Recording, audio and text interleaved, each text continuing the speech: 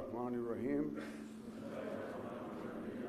ত্রয়োদশ জাতীয় সংসদের সাধারণ নির্বাচনে নির্বাচিত মাননীয় সদস্যবৃন্দ, আসসালামু আলাইকুম।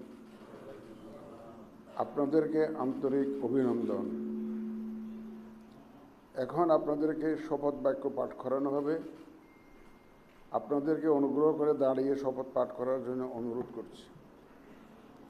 উল্লেখ্য যে আমি শব্দটি উচ্চারণের পর মাননীয় সংসদ সদস্যগণ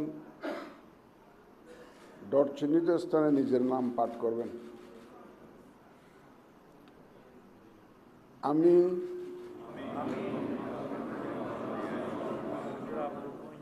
সংসদ সদস্য নির্বাচিত হইয়া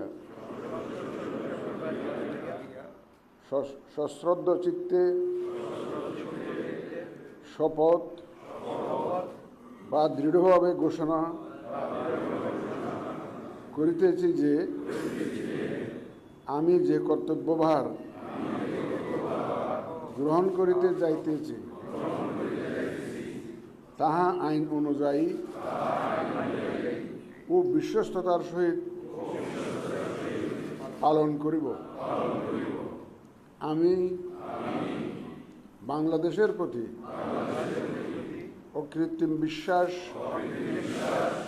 ও আনুগত্য পোষণ করিব এবং সংসদ সদস্যরূপে আমার কর্তব্য পালনকে ব্যক্তিগত স্বার্থের দ্বারা প্রভাবিত হইতে দিব না। ধন্যবাদ।